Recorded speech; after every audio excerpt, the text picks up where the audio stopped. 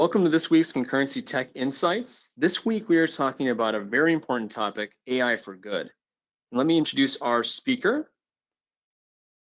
This week we have Min Meng. Min is a managing architect from Concurrency. He has spent a lot of time working on the AI for Good platform that we're going to be talking about today. Min, welcome to the broadcast. Hi, Nate. Glad to be on the broadcast. Awesome. And I'm Nate Wisnowski. I'm Concurrency Chief Technology Officer. Let's get started. So today we're going to be talking about AI for good. This is a really important topic. It's an opportunity for us to make a difference using artificial intelligence technologies. So what we'll first start with is why. Why are we thinking about AI for good? What's the use case that we went after in doing it? We'll talk about how we did it, talking about the technology that we use to fulfill an aspirational mission, and then also how you can help. How can you get involved in the ideas surrounding AI for good? Next week, we invite you to join our webinar as well. We're going to be talking about Azure Kubernetes services and containers, especially about building applications on AKS, how and when to use containers, and moving applications into containers. This is one of the biggest topics that we've done, and it's something that we see a lot of customers really excited about. So do not miss that topic and have that as an opportunity for you to learn more about that tech space. All right, so let's talk about AI for good.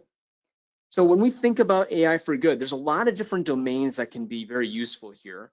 When people think about AI, oftentimes they think about it removing opportunities, ironically enough. They think about it as a space that removes opportunities from individuals that are doing work within organizations that used to be very important areas.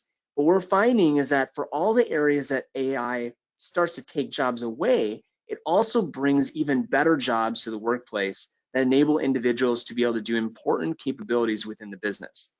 In no more area have we found this impact to be beneficial than in helping individuals with cognitive disabilities to do work within manufacturing, light manufacturing, or safe work environments. Let's talk about why that's an important area for us to impact with AI for good. Well, 1 in 4 adults has a disability. About any one of those individuals with a disability have 2x the unemployment rate of individuals without disabilities. And most of the individuals with disabilities who are doing work often underutilize skills that they have. There's opportunities for them to do work that they alternatively couldn't do. So think about scenarios where there's individuals that could do work, but they might have an individual who's working with them to be able to do it. So I have a partner, for example, that's helping me to be able to do a type of work that I want to do as an individual with cognitive disabilities. The challenge is that those helpers aren't always there. They're not always in a position to be able to employ an individual to help an individual with cognitive disabilities to be able to do the kind of work that they're capable of doing. So Concurrency and Clover set out to make a difference in that space. So Min, I'd love you to talk a little bit about how did the idea of helping in this area come about? So this came about a year ago when Clover came to us, and they specialize in warehousing as well as imaging, right?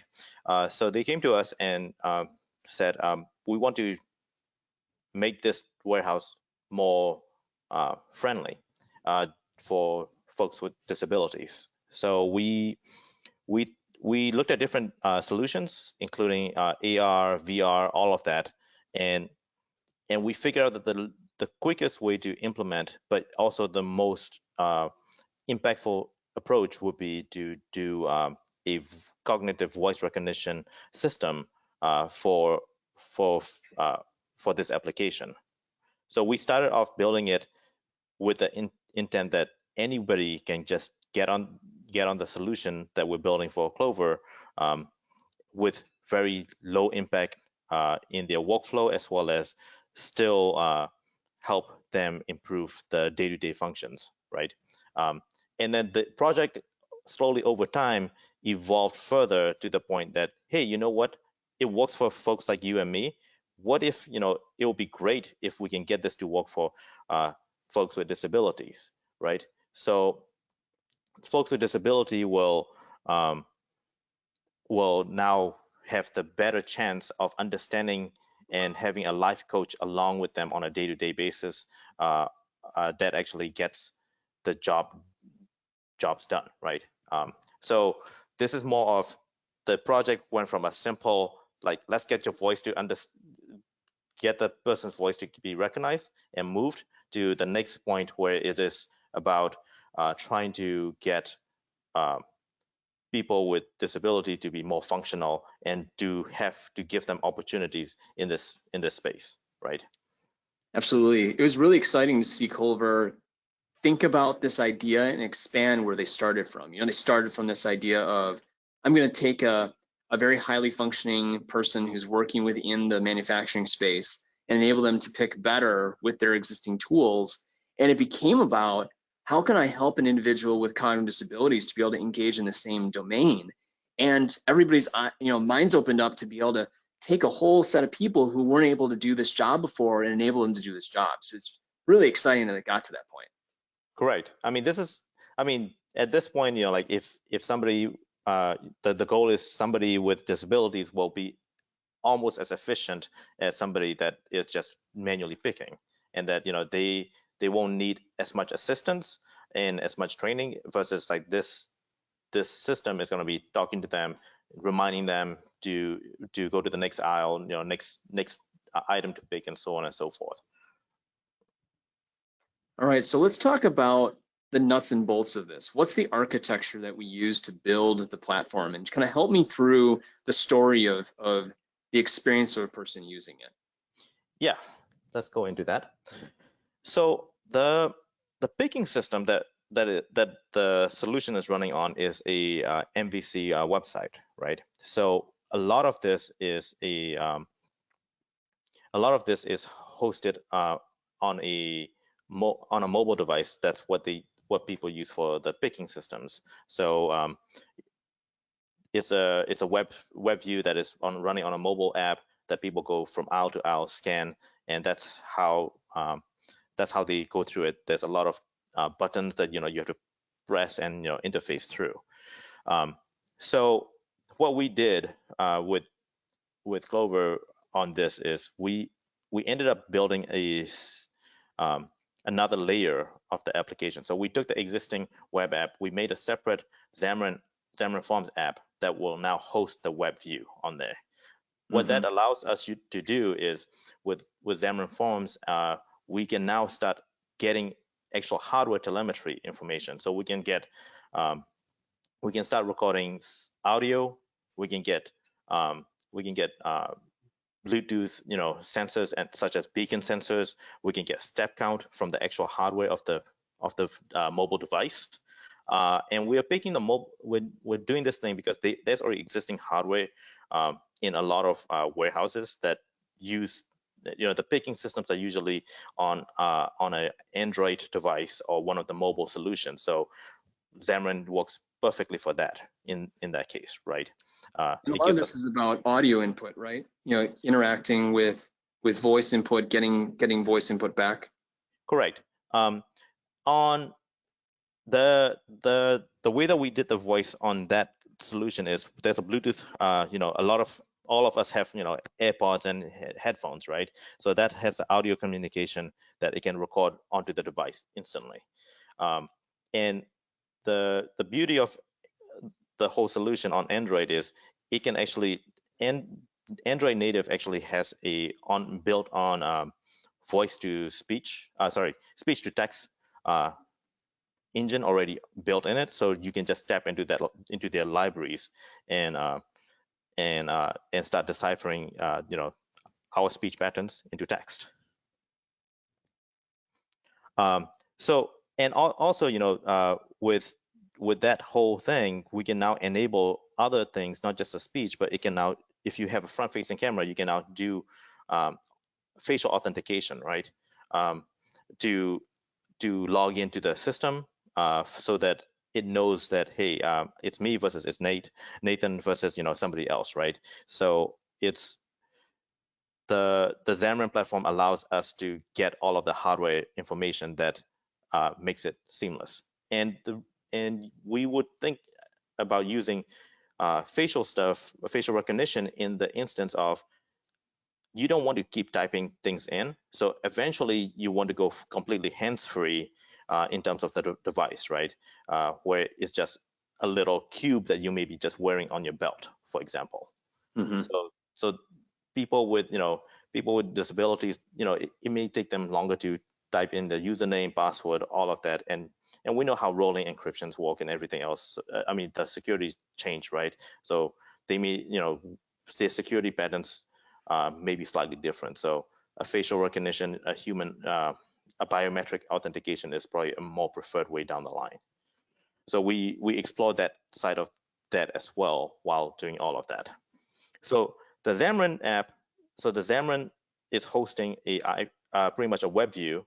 It's also transmitting hardware data to a SignalR hub service out there. The SignalR service is pretty much where the core of all of the AI and voice interactions happen, right? SignalR. So you would take let's just say, when you're doing a facial recognition, it's taking a picture of your face, you're transmitting it to SignalR.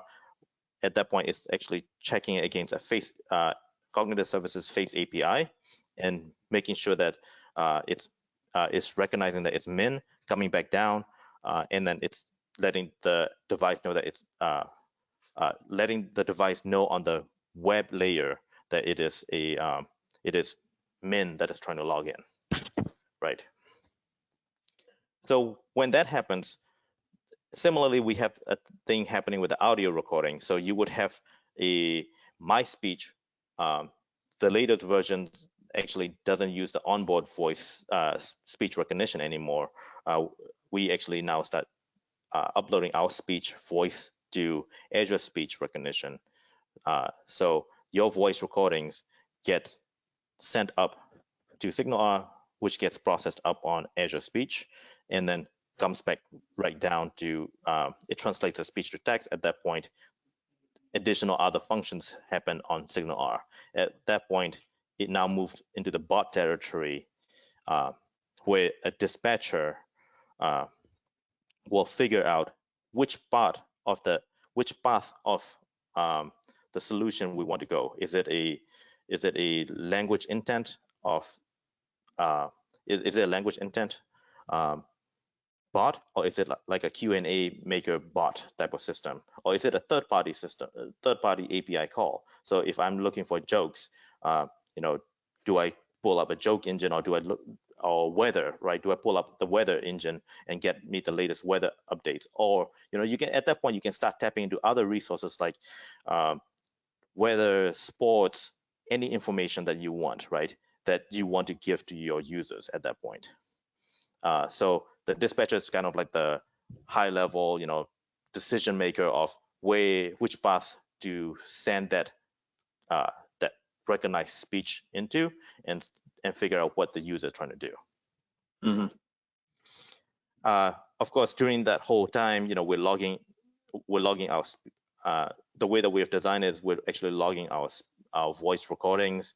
We're recording our synthesized speech as well in all of that, so that we know, so that we can do training for future down the line on whether, how to make that accuracy of our voice better, right?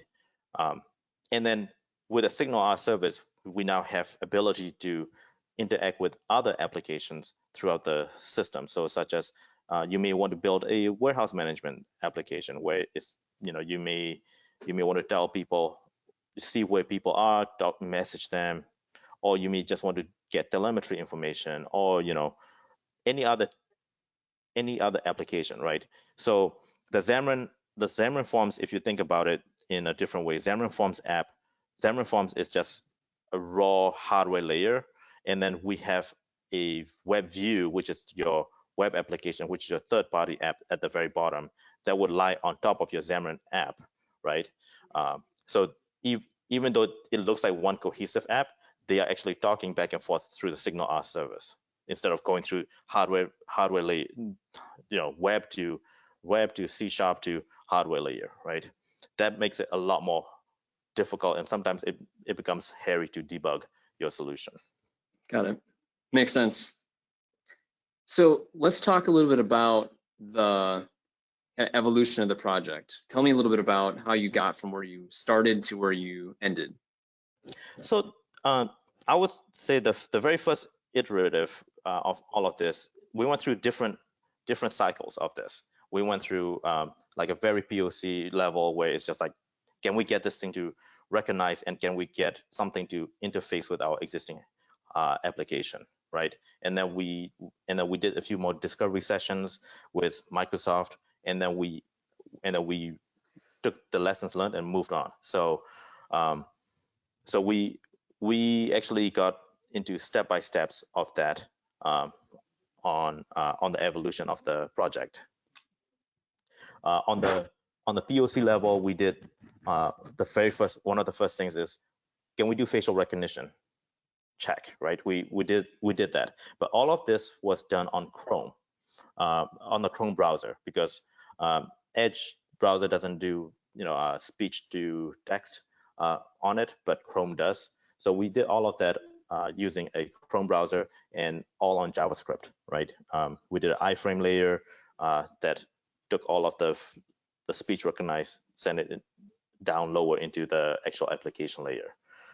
What we also integrated in the POC is we also added things like Q&A Maker. We started playing with Q&A Maker, Lua services, but we were actually manually hard-coding some of the prompts that people were saying, as well as manually deciding which path, whether it is Q&A Maker or Lua. We didn't use things like Dispatcher because we didn't start diving into it yet. And all of this was done mostly on JavaScript and some C#. But it was very integrated and tied to the existing Clover's hardware application layer, right? So it wouldn't work for any other companies apart from Clover's applications. So we went to IoT Labs, and we went to Microsoft, and we did the stuff with IoT Labs, and they gave us some, they went through the use cases. We talked about, that's when the dispatcher topic came up, and we talked about the dispatcher and how it could help with the decision factors on our side of things, right? So we talked about that. We also talked about the voice recognition technologies that are out there, and who is doing who are the main leaders in voice recognition technologies, as well as how do we improve our current voice recognition models. And we talked about voice training. So we're talking about voice, right? This is highly voice dependent, and as you and I and quite a few of us know, we often, quite a few of us have yelling matches with our AI assistants, such as Alexas and Siris and Googles, right? It's like, why isn't it recognizing my voice? So imagine like you and me having that frustration. Now we're going to be applying this technology on people with disabilities, right? Where they don't have as much defined or strength in muscle around even the face, right? Our mouth is one of the strongest muscles in our body, but even for them, it's not as strong. So their speech isn't as perfect. And even with us, like even with the current AIs, my voice, and depending on where we were raised and who our background culture is, right? Our English voice is different. Like it varies on the accent, it varies on the syntax of it, right?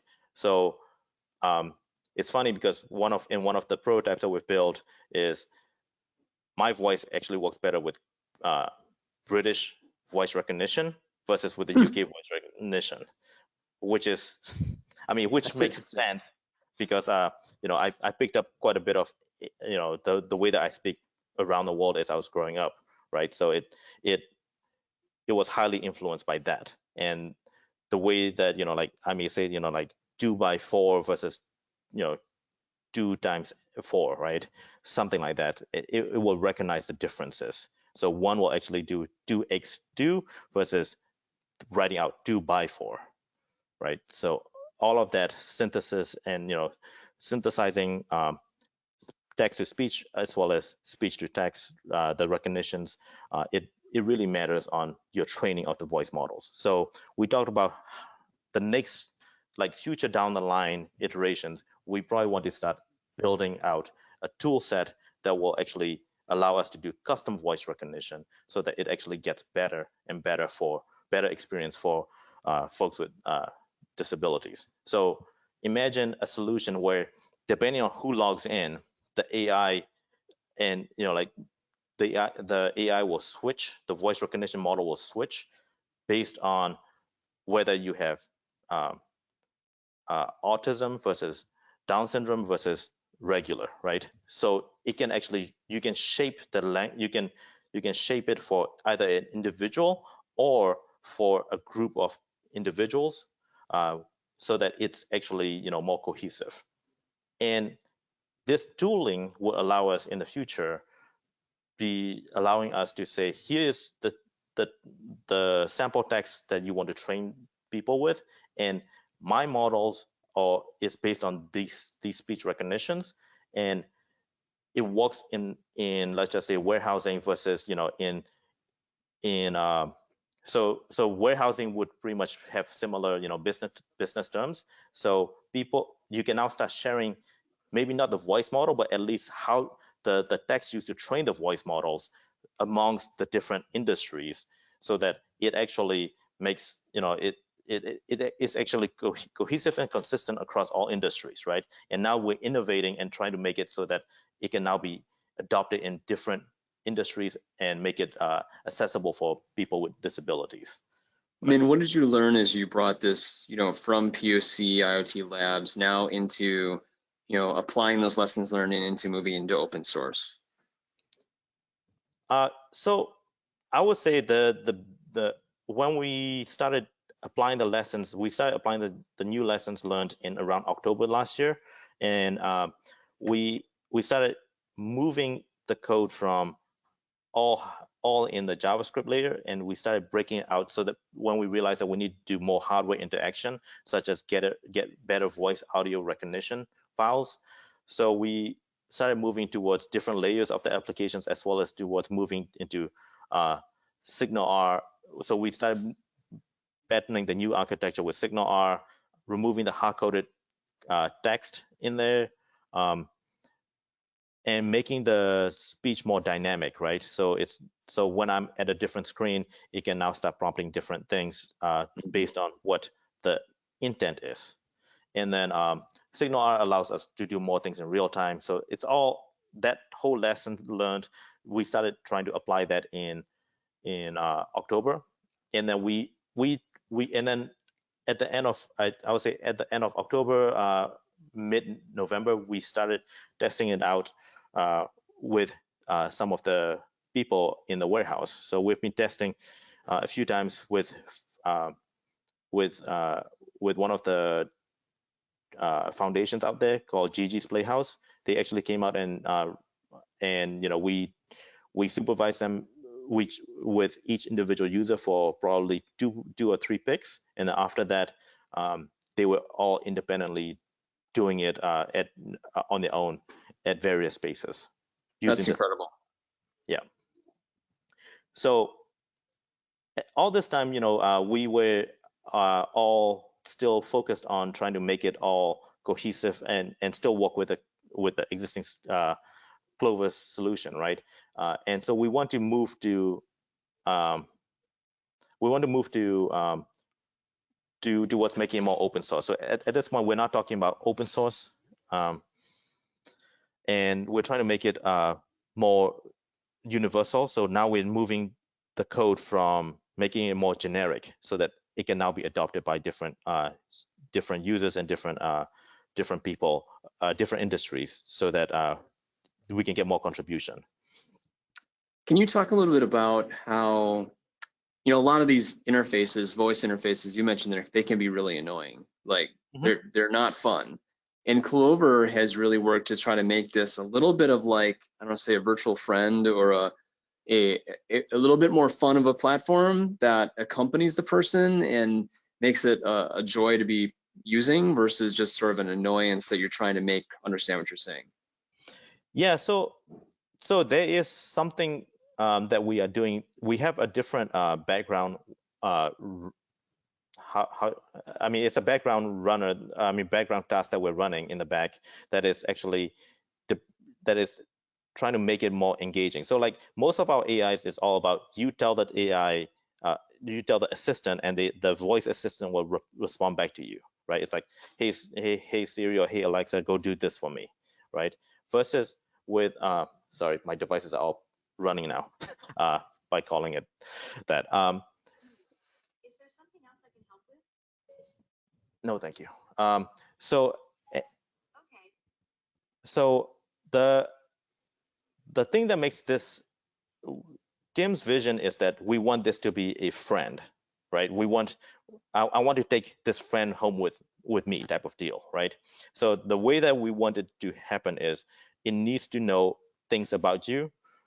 So it can start from anything from work related to like, you have now reached, 10,000 steps for this week. This is the most that you have accomplished. So going back to the, things with, muscle integrations and, trying to make it more fun. It's like, oh yeah, you know what? Yesterday I did 800 steps. I'm now going to do 900 steps today, right? And it will remember things like, Nathan, it's your birthday this week. Happy birthday. I just realized that it's your birthday. Happy birthday. Do you have any plans for the day, right?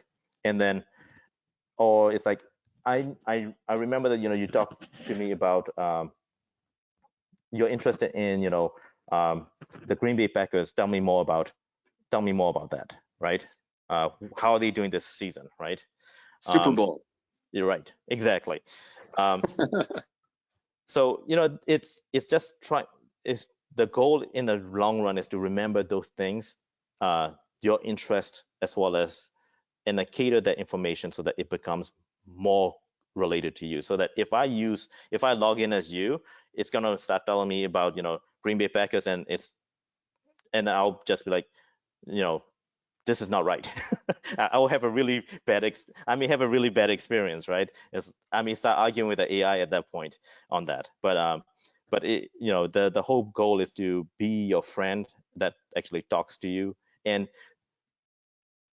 for us folks, the normal people with no disabilities, it actually isn't a big issue because we are more self-sufficient. But we want to get to the point where it's